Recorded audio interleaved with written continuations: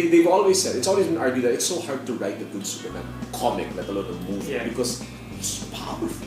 Oh, how can he be flawed? How can the audience identify with him? But Zack Snyder. Yeah, this one. No, I mean, I think David S. Goyer. dude, kudos goes to Henry Cavill. The guy, I think, he really came off. He exuded that whole Christopher Reeve vibe more so than Brandon Routh. Definitely. He really, More than Dean King. more than Dean Tom Cain. More than Dean Cain, man. I mean, like, he had that thing where, like, he came off as confident. Yes, the whole conflict was there, existential conflict. Why am I here? Blah blah blah. It was there, but his charisma was there. It came out. I wish though maybe that's one of my nitpicks here, but I wish he came across more handsome. But then but yeah, it still worked for me in that sense. Amy Adams is stunning. The best Lois Lane ever. Best Lois Lane ever. No contest. No contest. I miss Terry Hatcher, but yeah, Amy Adams. Wow. Ballbuster. Wow. Ballbuster. And I like that, they had guys like Lawrence Fishburne playing Barry White, Right. solid also, and again, Diane Lane as Martha Kent was good, and who was this? Azalea Jurel as Lara. Even she had her strong moment, because when Jor-El dies, it's her who has to deal with Zod. And Michael Shannon, I read stuff that Michael Shannon and Henry Cavill, they were training together. They were really pushing each other. That's why they got into really good shape. And you could feel it, they were probably building up some chemistry also as far as for their fight scenes. And their fight scenes here.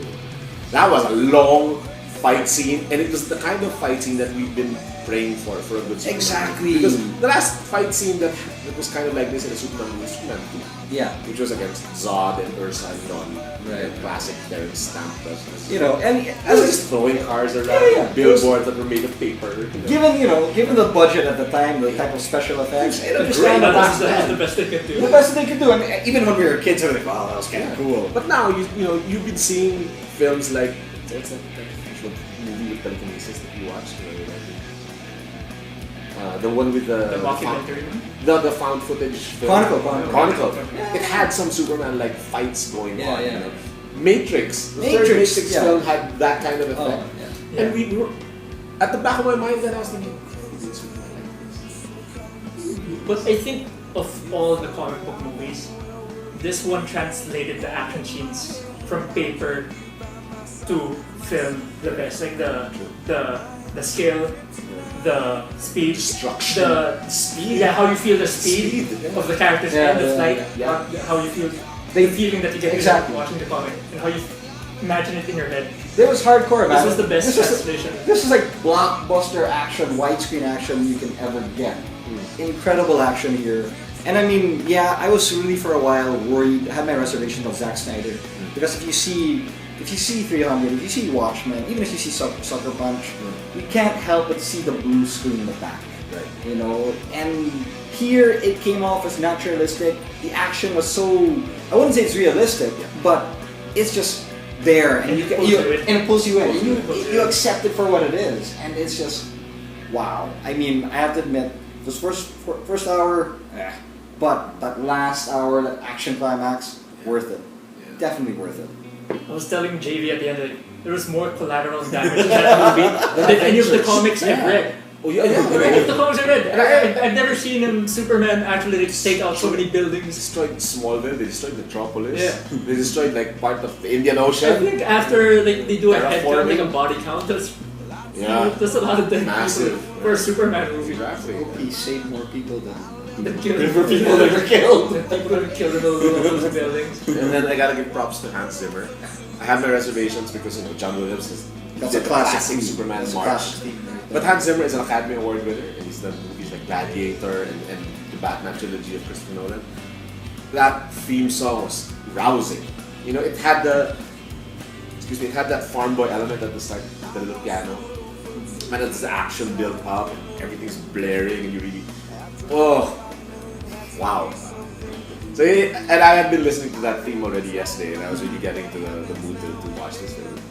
See everything come together on screen. Woo!